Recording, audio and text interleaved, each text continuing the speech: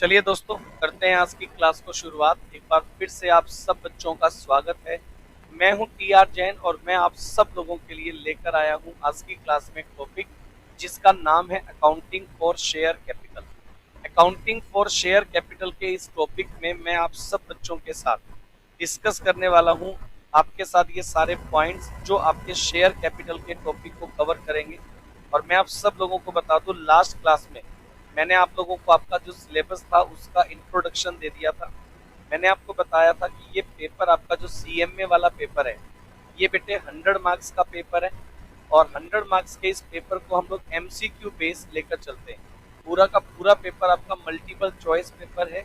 और मैंने आपको ये बताया था इसमें 80 मार्क्स लेना आप लोगों के लिए बड़ा इजी टास्क है। आप मतलब आराम से आप इसमें 80 मार्क्स जो है वो ले सकते हैं। मैंने आपको बताया था इसका जो पार्ट ए है ये 60 मार्क्स के लिए होता है। मैंने आपको बताया था इसका जो पार्ट ए है वो 60 मार्क्स के लिए होगा।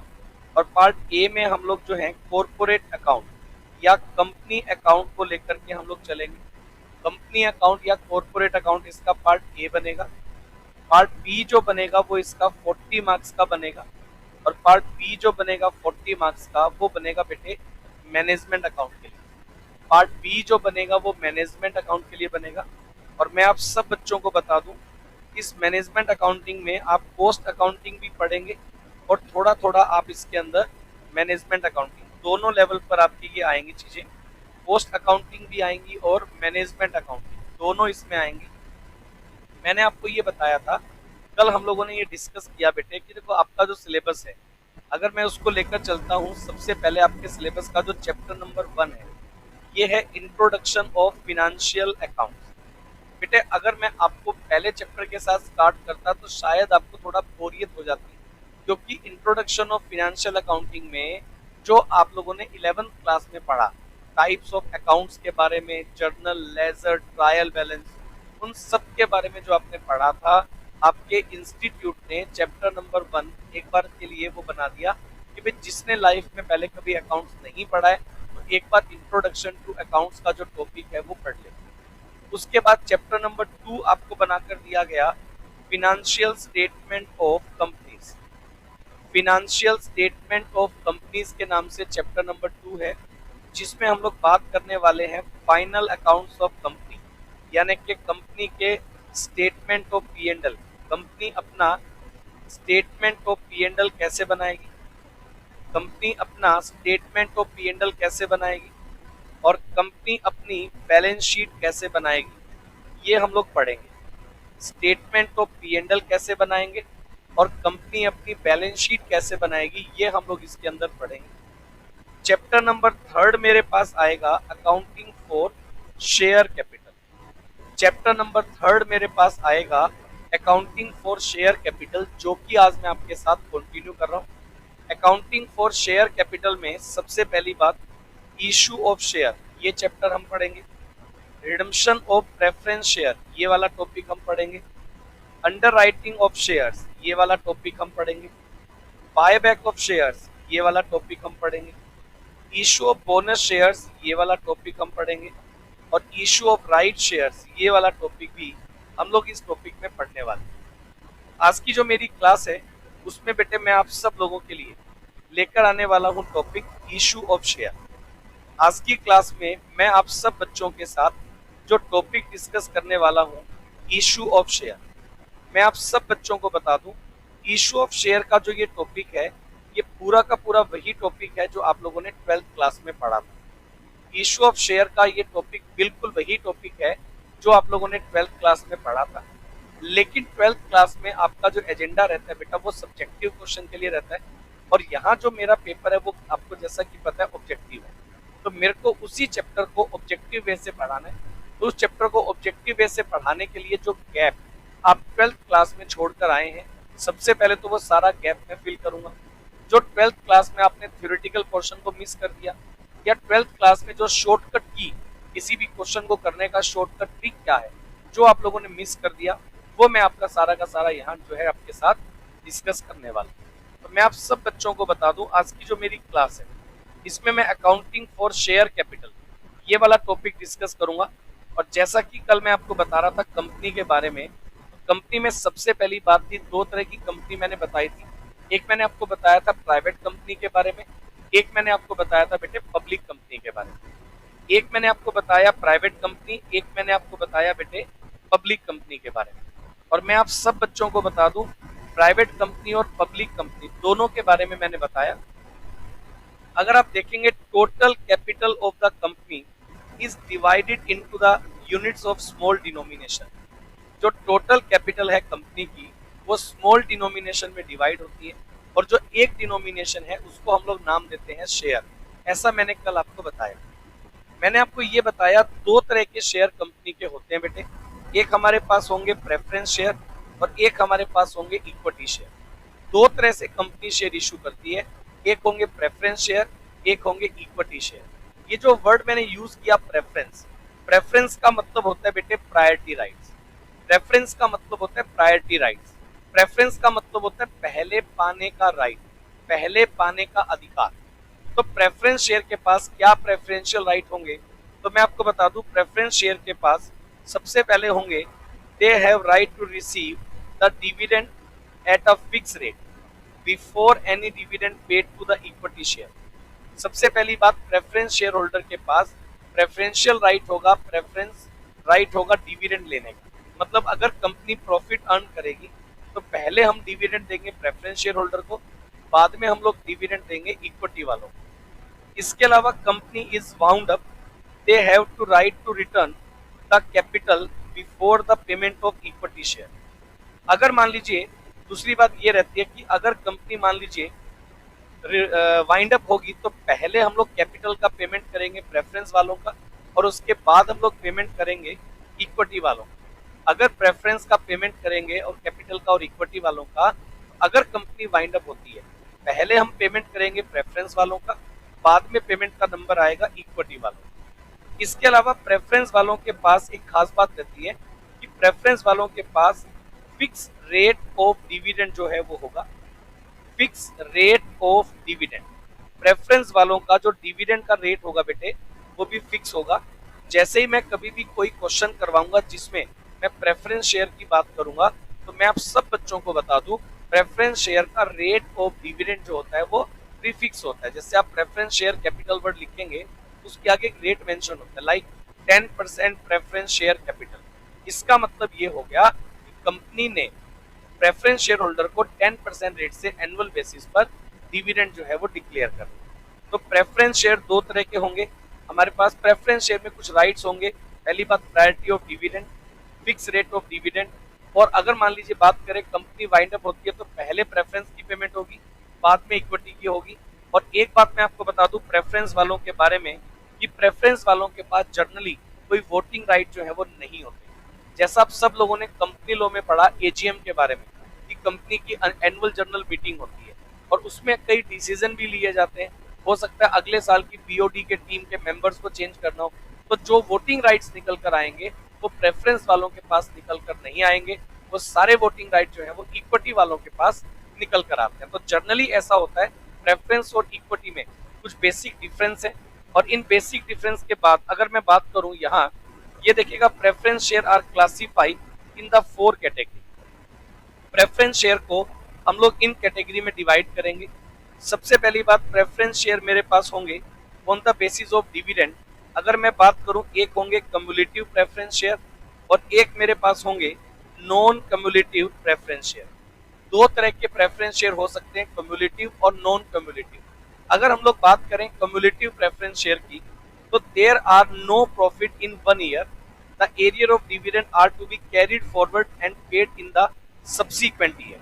मतलब कम्युलेटिव प्रेफरेंस शेयर जो होंगे उनमें खास बात क्या होती है बेटे कि अगर एक साल में हमने प्रेफरेंस शेयर को प्रॉफिट ना होने की वजह से अगर डिविडेंड डिक्लेयर नहीं किया तो नेक्स्ट ईयर में जो सब्सीक्वेंट ईयर आएगा उसमें एरियर ऑफ डिविडेंड भी हम लोग शेयर होल्डर को पे करेंगे, और जो अगले साल का डिविडेंड बनेगा वो तो हम पे करेंगे ही करेंगे। एक तो हो गए हमारे पास कम्युलेटिव प्रेफरेंस शेयर।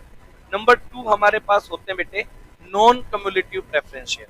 जो नॉन कम्युलेटिव प्रेफरेंस शेयर है वो प्रेफरेंस शेयर होंगे जिनका डिविडेंड कम्युलेटिव नहीं होता है। मतलब एक साल अगर हमने डिविडेंड डिक्लेयर नहीं किया और अगले साल फिर कंपनी को प्रॉफिट होते हैं, तो नेक्स्ट ईयर में पिछले वाला एरियर हम पेमेंट नहीं करेंगे, डायरेक्ट नेक्स्ट ईयर का ही डिविडेंड हम लोग शेयर होल्डर को देंगे। मतलब सीधी सी बात क्या है भाई, कम्युलेटिव वाले में अगर एरियर रहा डिविडेंड का तो वो कम्यूट हो जाएगा और वो नेक्स्ट ईयर में पेड हो जाएगा, जबकि नॉन कम्युलेटिव में ऐसा नहीं होगा। नॉन कम्युलेटिव में डिविडेंड जो एरियर है वो नेक्स्ट ईयर के लिए कैरी फॉरवर्ड नहीं होगा। इसी तरह से अगर मैं बात करूं on the behalf of convertibility, अगर मैं बात करूं कन्वर्टेबिलिटी के बिहाफ पर, तो दो तरह के प्रेफरेंस शेयर हो सकते हैं बेटे। एक हमारे पास हो सकते हैं कन्वर्टेबल प्रेफरेंस शेयर और एक हमारे पास हो सकते हैं नॉन कन्वर्टेबल प्रेफरेंस शेयर। एक हमारे पास हो सकते हैं कन्वर्टेबल और एक हमारे पास हो सकते हैं नॉन कन्वर्टेबल। अगर मैं बात करूं कन्वर्टेबल प्रेफरेंस शेयर, इसका मतलब ये होगा कि जिनके पास एक राइट होगा कि आज हमने उनको प्रेफरेंस शेयर दे दिया, लेकिन उनके पास एक राइट होगा कन्वर्ट करवाने का।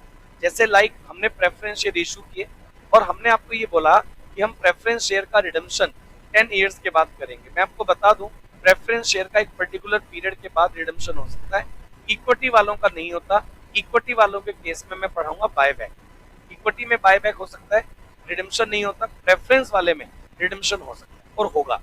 अब मेरी बात सुनो, प्रेफरेंस वालों को हमने ये बोला कि भाई हम आपका रिडम्पशन आफ्टर 10 ईयर करेंगे, तो ऐसी सिचुएशन में प्रेफरेंस वालों को हमने साथ में कन्वर्टेबल वालों को एक राइट दे दिया कि अगर रिडम्पशन डेट पर चाहें तो आप अपने पैसे ले सकते हो, और कन्वर्ट अगर आप चाहें तो आपको हम दूसरी किसी यूनिट में कन्वर्ट कर देंगे।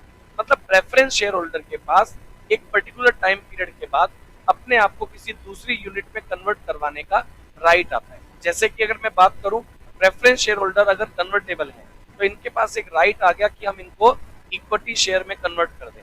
तो जनरली प्रेफरेंस शेयर अगर कन्वर्टेबल है तो उनको किसी दूसरी यूनिट में कन्वर्ट किया जा सकता है, और जो नॉन कन्वर्टेबल हैं उनको किसी दूसरी यूनिट में कन्वर्ट नहीं किया जा सकता।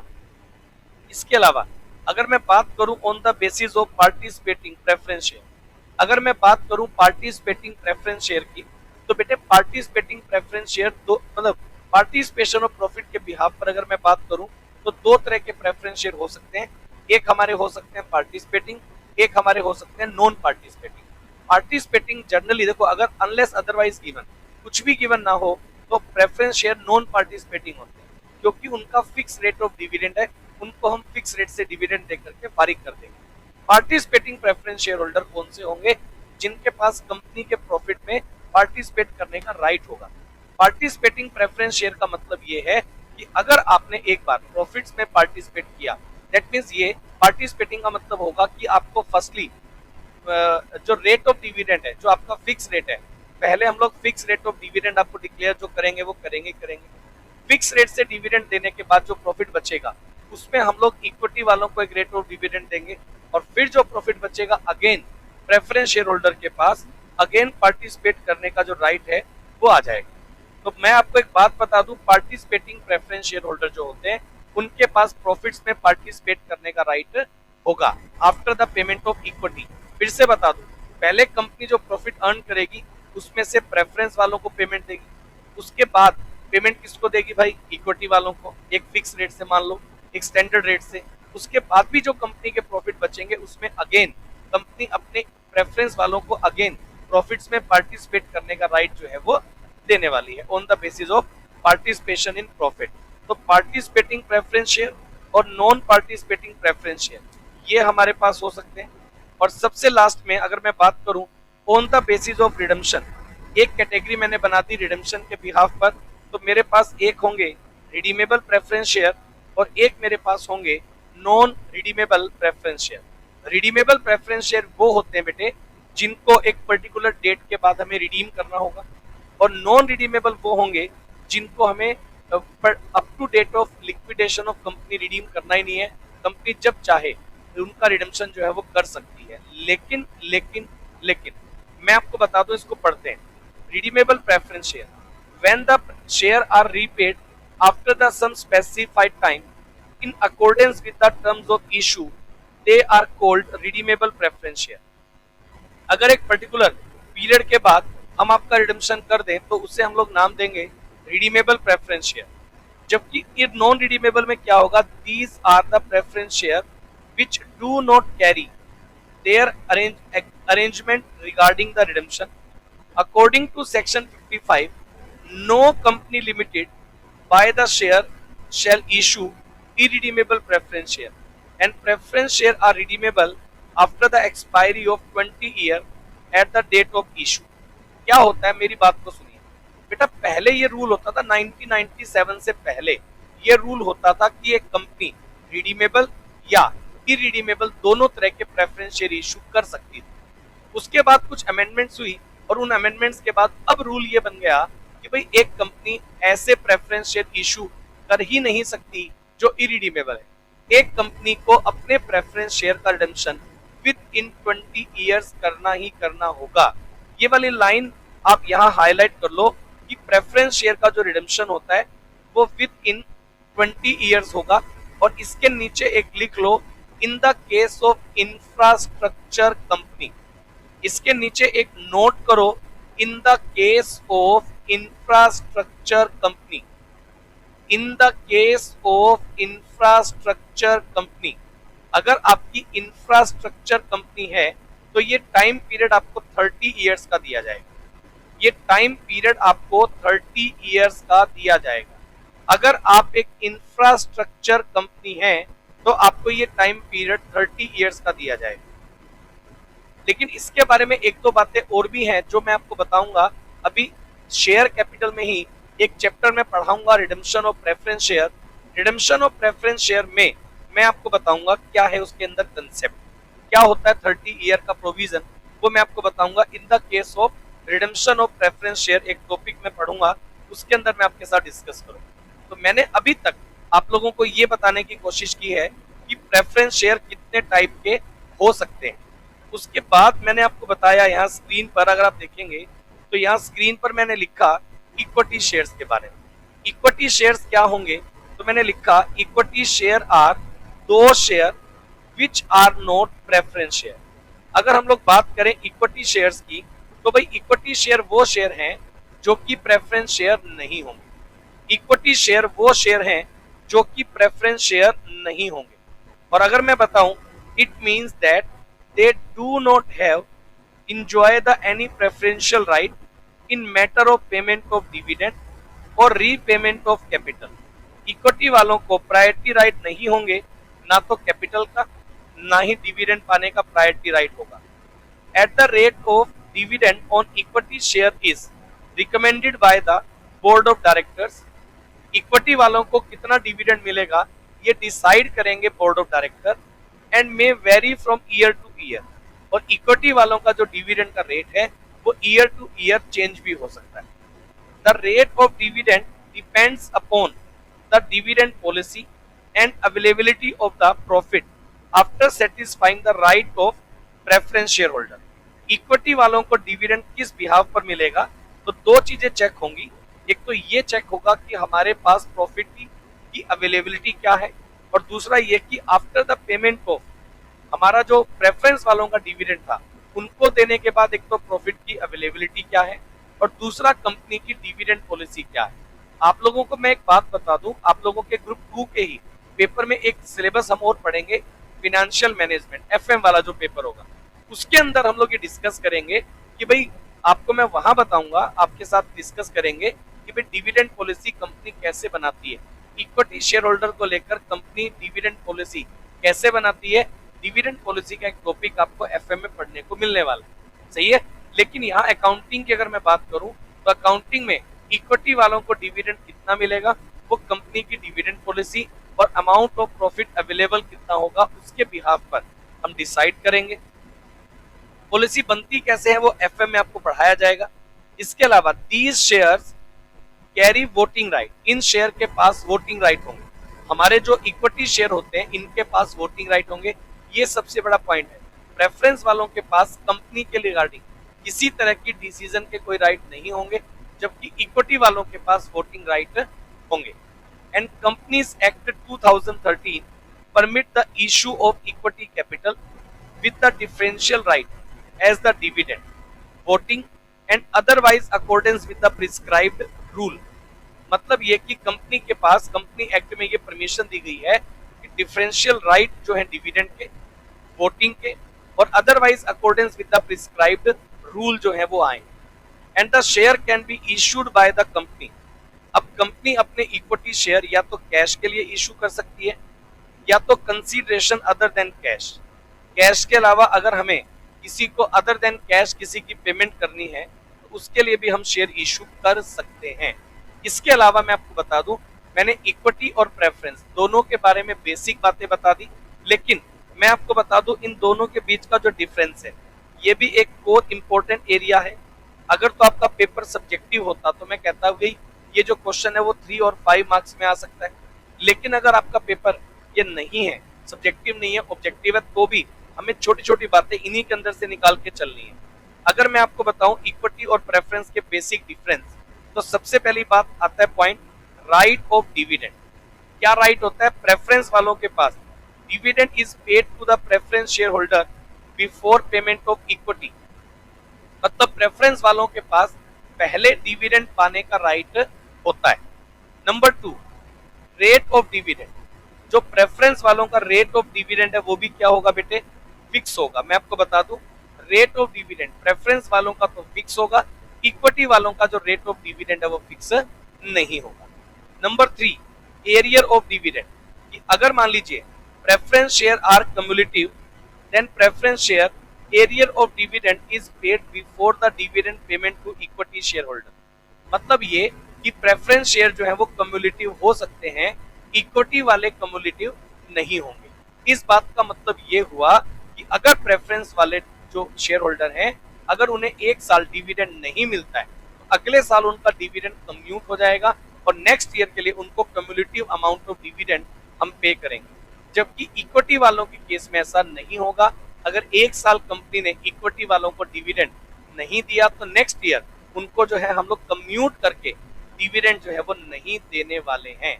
ये बात आप मानकर चलिएगा। इसके बाद कन्वर्टेबिलिटी की मैं बात करूंगा। कन्वर्टेबिलिटी की बात अगर करेंगे तो क्या लिखा गया? Preference share may be converted into the equity share in as per the terms of issue provided. मतलब ये कि जो प्रेफरेंस वाले लोग हैं उनको हम कन्वर्ट कर सकते हैं इक्विटी में, लेकिन इक्विटी वालों के पास किसी तरह का कोई कन्वर्टेबल राइट नहीं होता है। प्रेफरेंस वालों के पास कन्वर्टेबल राइट होगा, लेकिन इक्विटी वालों के पास कन्वर्ट करवाने का किसी तरह का कोई राइट नहीं होगा। इसके अलावा रिडेम्पशन की अगर मैं बात करूं तो प्रेफरेंस शेयर वालों का रिडेम्पशन जो है वो एक पर्टिकुलर पीरियड के बाद हो सकता है। इक्विटी वालों का रिडेम्पशन नहीं होता है, बट इक्विटी का कंपनी जो है वो बायबैक कर सकती है। बायबैक का मतलब होता है कि कंपनी खुद वो शेयर खरीद ले और उनको कैंसिल कर दे। कहने को तो वो बायबैक है और प्रैक्टिकली देखो तो वो एक तरह का रिडेम्पशन ही होता है, लेकिन बायबैक थोड़ा सा रिडेम्पशन से सिमिलर भी है, थोड़ा सा रिडेम्पशन से अलग भी है। वो दोनों चीजें मैं डिस्कस करूंगा आपके साथ आने वाले कुछ लेक्चर्स। इसके अलावा अगर हम लोग बात करें वोटिंग राइट्स की, तो भैया ऐसा है कंपनी के जो प्रेफरेंस शेयर होल्डर हैं उनके पास जर्नली वोटिंग राइट नहीं होते हैं, बट आप लोगों ने कंपनी लॉ में पढ़ा होगा शायद कि कुछ स्पेशल सर्कमस्टांसेस निकल कर आते हैं, जिन स्पेशल सर्कमस्टांसेस में preference share holder have the voting right in the special circumstances. कुछ ऐसे स्पेशल सर्कमस्टांसेस बन सकते हैं जैसे कि कंपनी जर्नली अगर अपने शेयर होल्डर को 2-3 साल से डिविडेंड डिक्लेयर नहीं कर रही है तो प्रेफरेंस वालों के पास कुछ राइट जो है वोटिंग के निकल कर आ जाएंगे। इस तरह से आप लोग कंपनी लॉ में पढ़ेंगे कुछ ऐसी सर्कमस्टांसेस निकल कर आती हैं जिन सर्कमस्टांसेस में अगर प्रेफरेंस शेयर होल्डर के पास वोटिंग राइट्स निकल कर आते हैं। बट अगर जर्नल सेंस में बताऊं तो जर्नल सेंस ये बोलती है कि प्रेफरेंस वालों के पास वोटिंग राइट नहीं होते, जबकि इक्विटी वालों के पास वोटिंग राइट होते हैं। इसके अलावा रिफंड ऑफ कैपिटल, अगर मैं बात करूं refund of capital on wind up the preference share capital R repaid before the payment of equity share capital paid. Refund of capital, और जबकि अगर मैं बात करूं on wind up equity share capital is repaid after the preference share capital is paid. यानी कि अगर मैं बात करूं इक्विटी वालों की पेमेंट की तो भैया ऐसा है इक्विटी वालों की जो पेमेंट है वो after the payment of preference जो है वो होगी। और right to participate in the management, अगर मैनेजमेंट में पार्टिसिपेट करने का जो राइट की मैं बात करूं तो preference share holder do not have a right to participate in the management of company. Preference share holder के पास कंपनी की मैनेजमेंट में पार्टिसिपेशन करने का राइट नहीं होता है, जबकि इक्विटी शेयर होल्डर है right to participate in management of company. Preference वालों के पास पार्टिसिपेट करने का राइट होगा, जबकि इक्विटी वालों के पास पार्टिसिपेट करने का राइट नहीं होगा। प्रेफरेंस वालों के पास पार्टिसिपेट करने का राइट होगा, इक्विटी वालों के पास पार्टिसिपेट करने का राइट नहीं होगा, ऐसा मैंने आपको बताया। मैंने उल्टा बता दिया। प्रेफरेंस वालों के पास पार्टिसिपेट करने का राइट नहीं होगा, इक्विटी वालों के पास पार्टिसिपेट करने का राइट होगा। मैनेजमेंट में अगर किसी भी तरह की एजीएम होती है, कुछ भी है, उसमें इक्विटी वाले लोग जो हैं वो पार्टिसिपेशन करेंगे, जबकि प्रेफरेंस वाले जो लोग होंगे वो पार्टिसिपेशन नहीं कर सकते हैं मैनेजमेंट। चलिए, इसके बाद अगर हम लोग बात करते हैं, मेरी बात को समझिएगा, इसके बाद अगर हम लोग बात करते हैं टाइप्स ऑफ शेयर कैपिटल की, कंपनी की जो शेयर कैपिटल है वो कितने टाइप की हो सकती है, तो मैं आपको एक बार थोड़ा बता दूं लिखकर, सुनिएगा। टाइप्स ऑफ शेयर कैपिटल, मैं लिखकर बताऊं, टाइप्स ऑफ शेयर कैपिटल। अगर हम लोग बात करें types of share capital, share capital की कितनी टाइप हो सकती हैं? Types of share capital, share capital की कितनी टाइप हो सकती हैं? तो नंबर 1 मेरे पास टाइप्स ऑफ शेयर कैपिटल में नंबर 1 आएगी बेटे ऑथराइज्ड शेयर कैपिटल। नंबर 1 होगी ऑथराइज्ड शेयर कैपिटल। ऑथराइज्ड का नाम नॉमिनल शेयर कैपिटल भी हो सकता है। ऑथराइज्ड का नाम नॉमिनल शेयर कैपिटल भी हो सकता है। ऑथराइज्ड का नाम रजिस्टर्ड शेयर कैपिटल भी हो सकता है। रजिस्टर्ड शेयर कैपिटल भी हो सकता है। रजिस्टर्ड शेयर कैपिटल भी हो सकता है। Authorised share capital, nominal share capital, registered share capital, ये सब हो सकता है। Maximum capital which can be issued to the public, maximum capital which can be issued to the public, वो मैक्सिमम कैपिटल जो एक कंपनी पब्लिक को issue कर सकती है, उसे हम लोग नाम देने वाले हैं authorised share capital. Number 2, authorised share capital के बाद नंबर 2 हमारे पास आएगी जी, अगर मैं बात करूं issued share capital. Authorised share capital के बाद नंबर 2 पर आएगी issued share capital. Authorised share capital के बाद नंबर 2 पर आएगी जी हमारे पास इशूड शेयर कैपिटल। ऑथराइज्ड के पास आएगी बेटा इशूड शेयर कैपिटल। तो मैं आपको बता दूं इशूड शेयर कैपिटल क्या होगी, तो part of authorised capital, part of authorised capital, part of authorised share capital, part of authorised share capital which are issued to the public, part of authorized share capital which are offered to public, which are offered to public। अब ये बात मानकर चलिएगा वो capital जो authorise capital का वो part जो हम पब्लिक को ऑफर करेंगे। ऑफर करने का मतलब हमें क्या करना है बेटे, ऑथराइज कैपिटल जो थी उसका एक पार्ट पब्लिक से हम कॉल करेंगे, पब्लिक को इशू करके उनसे पैसे वसूल करेंगे और उसी पैसे से हमने कंपनी को चलाना है। तो मैं आपको बता दूं ऑथराइज कैपिटल जो है उसका एक पार्ट हम पब्लिक को करेंगे ऑफर, पब्लिक को जो पार्ट हम ऑफर करेंगे उसे हम लोग नाम देने वाले हैं इशूड शेयर कैपिटल। नंबर 3 अगर हम लोग बात करेंगे subscribed share capital, subscribed share capital, subscribed share capital. Subscribed share capital क्या है? सब्सक्राइब्ड शेयर कैपिटल वो शेयर कैपिटल है जितने शेयर के लिए पब्लिक से हमारे पास आएगा सब्सक्रिप्शन। सब्सक्राइब्ड शेयर कैपिटल वो शेयर कैपिटल है जितने शेयर के लिए हमारे पास पब्लिक से आएगा सब्सक्रिप्शन, उसे हम लोग नाम देने वाले हैं सब्सक्राइब्ड शेयर कैपिटल। मैं आपको बता दूं सब्सक्राइब्ड शेयर कैपिटल। अगर मैं इसका नाम आपको बताऊं तो हमारे पास पब्लिक से जितने शेयर को परचेज करने के लिए सब्सक्रिप्शन आएगा, पब्लिक से जितने शेयर्स को परचेज करने के लिए पब्लिक से जितने शेयर्स को परचेज करने के लिए हमारे पास सब्सक्रिप्शन आएगा, उसे हम लोग नाम देने वाले हैं बेटे सब्सक्राइब्ड शेयर कैपिटल। पब्लिक से जितने शेयर्स को परचेज करने के लिए सब्सक्रिप्शन आएगा, उसे हम लोग नाम देने वाले हैं सब्सक्राइब्ड शेयर कैपिटल। और मैं आप सब लोगों को बता दूं, पब्लिक से जो सब्सक्रिप्शन आएगा उसमें एक आ सकता है बेटे आपका ओवर सब्सक्रिप्शन, उसमें एक आ सकता है अपना ओवर सब्सक्रिप्शन, और एक आ सकता है बेटे उसके अंदर अपना अंडर सब्सक्रिप्शन। एक आ सकता है हमारा ओवर सब्सक्रिप्शन और एक आ सकता है हमारा अंडर सब्सक्रिप्शन। एक आएगा बेटे ओवर सब्सक्रिप्शन, एक आ सकता है हमारा अंडर सब्सक्रिप्शन।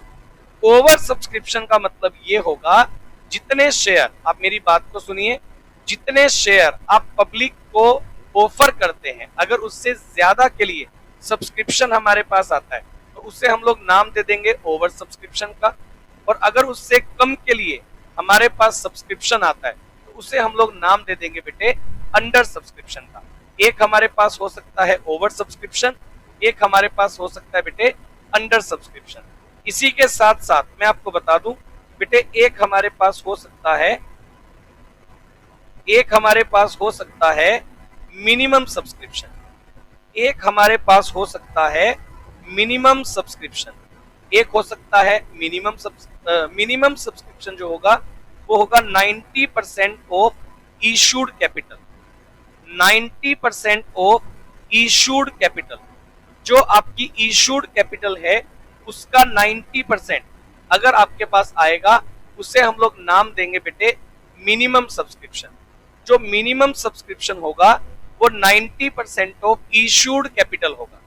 मैं आप सब बच्चों को बता दूं minimum subscription 90% of issued capital होगा।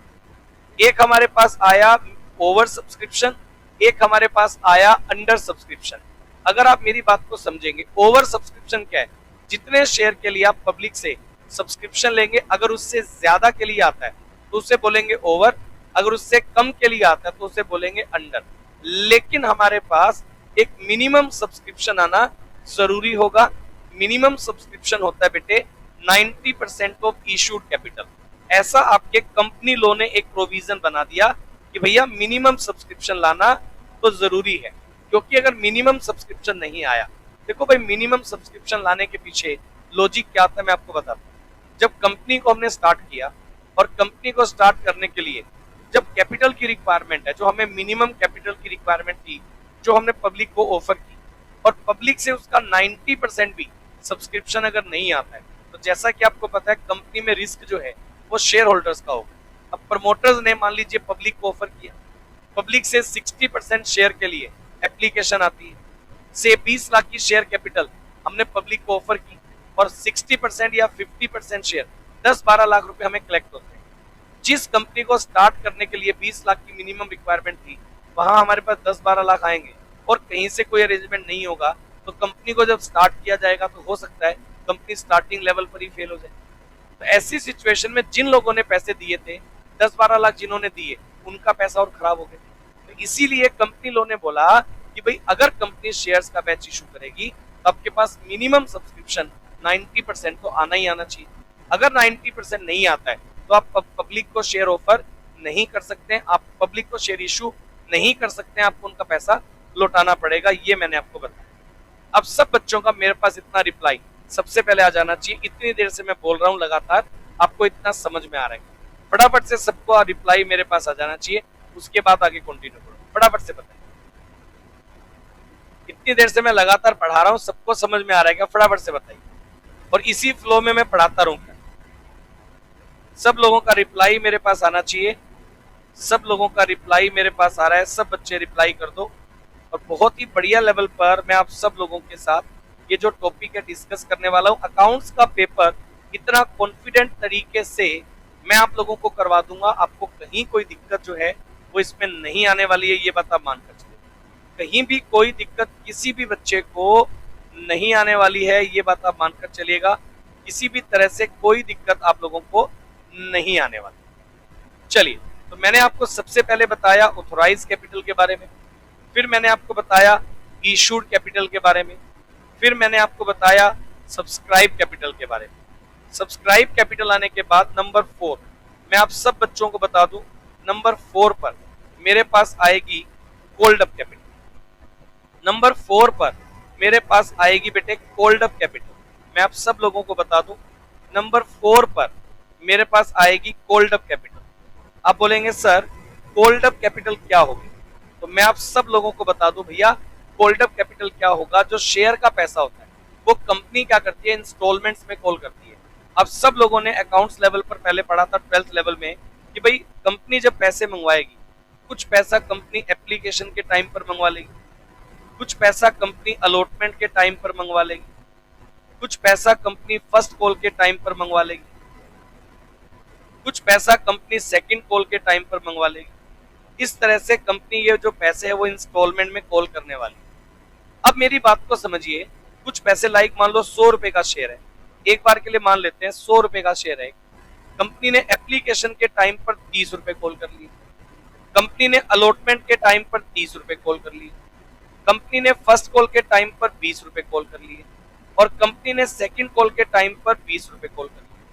अब कंपनी ने टोटल 100 रुपए कॉल कर लिए, कंपनी ने टोटल 100 रुपए कॉल किया।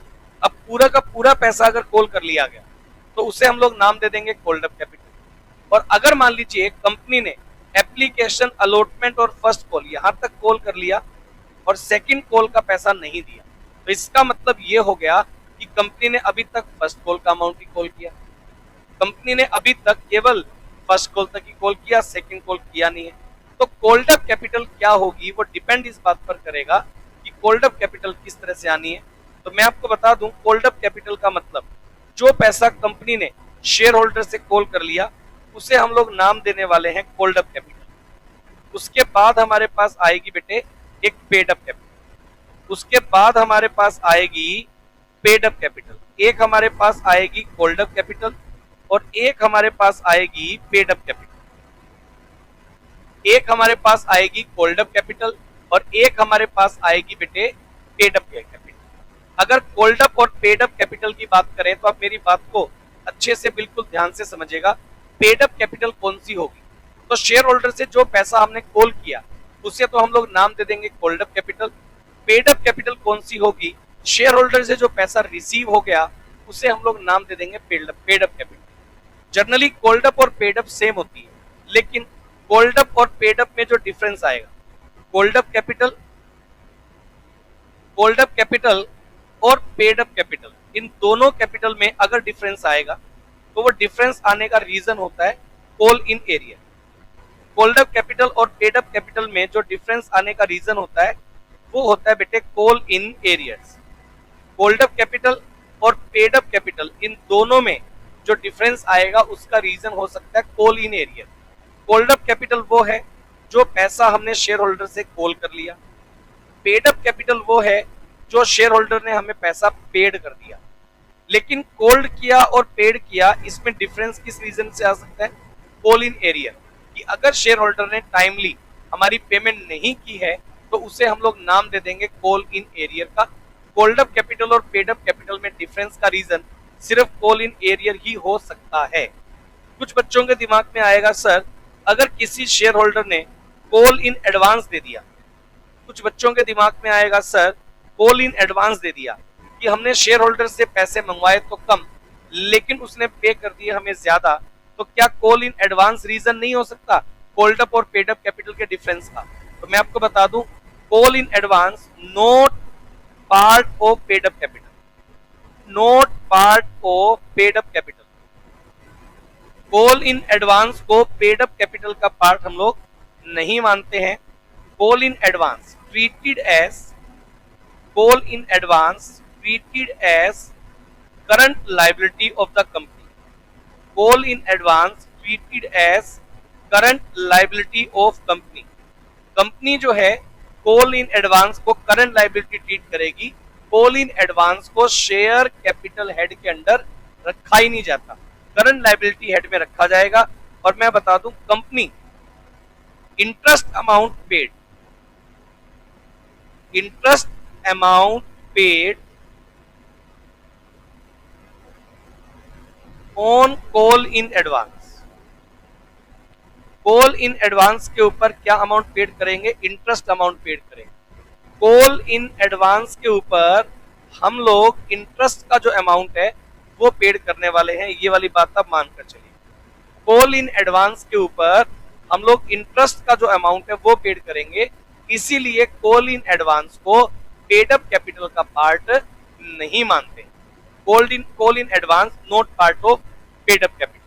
और लास्ट में मेरे पास एक वर्ड आएगा रिजर्व कैपिटल, एक वर्ड आएगा रिजर्व कैपिटल, एक वर्ड मैं यूज करूंगा बेटे, रिजर्व कैपिटल। रिजर्व कैपिटल होगी अनकॉल्ड कैपिटल, रिजर्व कैपिटल बोलते हैं अनकॉल्ड कैपिटल। कंपनी क्या करती है, अपनी शेयर कैपिटल का एक पार्ट रिजर्व कर सकती है, अनकॉल्ड रख सकती है। और कंपनी जो है ये uncalled capital at the time of wind up of company, at the time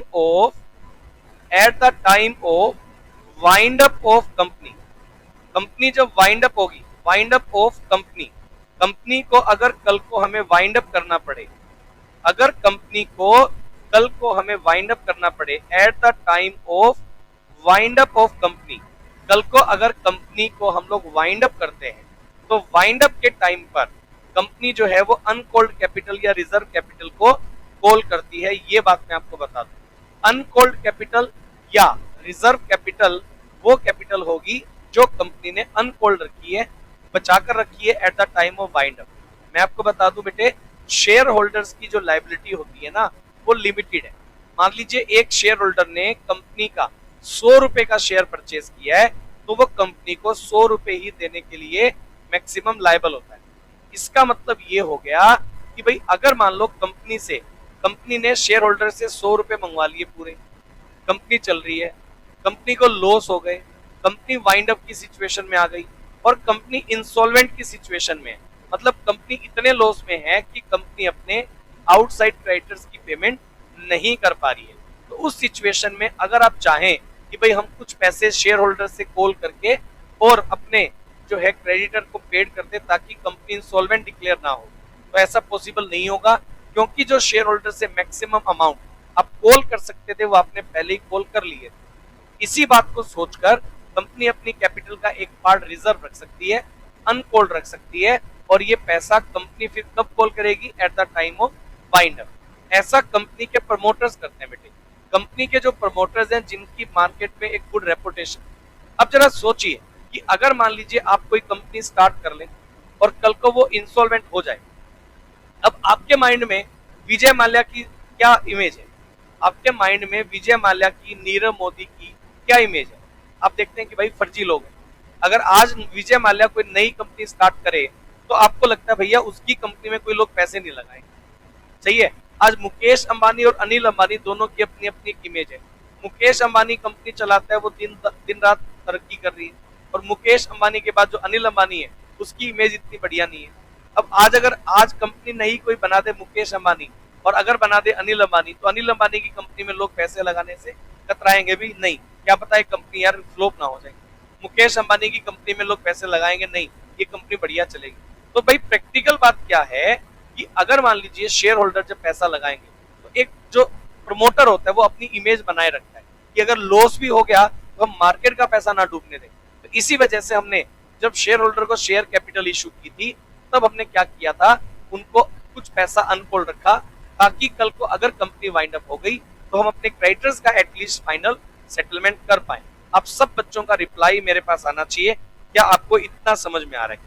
मैंने जो आपको ये टाइप्स ऑफ शेयर बता दिया और मैंने आप लोगों को टाइप्स ऑफ शेयर कैपिटल बता दिया। अलग अलग तरह के शेयर हो सकते हैं, अलग अलग तरह की शेयर कैपिटल हो सकती है। आप मेरे को ये बताओ, ये वाली बात सबको क्लियर है? इसके बाद एक वर्ड आता है कैपिटल रिजर्व। ये 12th क्लास में आप पढ़ते थे सर, कैपिटल रिजर्व और रिजर्व कैपिटल में क्या डिफरेंस है सर, समझ में नहीं आया। अरे भाई एक बात समझो ना, reserve capital is part of capital, जो भी मैं आपको बता रहा था। लेकिन अगर बात करें कैपिटल रिजर्व, तो भैया टाइप्स ऑफ रिजर्व होते हैं। एक होते हैं रेवेन्यू रिजर्व, एक होते हैं कैपिटल रिजर्व। रेवेन्यू रिजर्व क्या होंगे? जर्नल रिजर्व, रिजर्व फंड, ये जो प्रॉफिट में से जो आप बनाते हो वो तो हो गए रेवेन्यू रिजर्व। एक आपके पास हो गए कैपिटल रिजर्व। कैपिटल रिजर्व कौन से होंगे? तो मैं आपको बता दूं, कैपिटल नेचर के जो प्रॉफिट होते हैं। Capital reserve is the reserve which is not free for distribution of dividend. मतलब company, it is mandatory to create capital reserve in the case of capital profit earned by the company. अगर company capital nature के profit कमाती है, like company ने कोई building cell कर दी और उसके ऊपर प्रॉफिट आ गया, कैपिटल नेचर का प्रॉफिट है, हम उसको क्या करेंगे? कैपिटल रिजर्व में कन्वर्ट कर देंगे कि भाई अगर कल को किसी कैपिटल नेचर का लॉस हुआ तो उस कैपिटल नेचर के लॉस को बियर करने के लिए हम कैपिटल रिजर्व का यूज करते हैं। तो प्रैक्टिकली अगर मैं बताऊं तो कैपिटल रिजर्व का यूज क्या होगा? कैपिटल रिजर्व बनाया जाएगा कैपिटल प्रॉफिट में से। उसका यूज क्या होगा? तो मैंने बताया कैपिटल रिजर्व का यूज फ्यूचर में होने वाले कैपिटल लॉस को बियर करने के लिए। Reserve which are created out of the capital profit not readily available for distribution of dividend among the share holder, it can be use for return of capital loss. Capital reserve का use सिर्फ capital loss के bear करने के लिए हम लोग बनाने वाले हैं कैपिटल रिजर्व। अब सब बच्चे बताएं ये वाली बात सबको क्लियर है? ध्रुव जिंदल का मेरे पास एक मैसेज आ रहा है, सर एक डाउट है, एक बार आप पेड अप कैपिटल का कॉल इन एडवांस का 3 पॉइंट इंटरेस्ट वाला बता दो। क्या बता रहे थे आप? ये देखिए, मैं ये बता रहा था बेटे कि कंपनी में अगर कोई share holder, paid up capital की बात में कर रहा था, कॉल्ड अप और पेड अप कैपिटल दोनों में क्या डिफरेंस है? जो पैसा हम कंपनी के शेयर होल्डर से कॉल करेंगे उसे हम लोग नाम देते हैं कॉल्ड अप कैपिटल।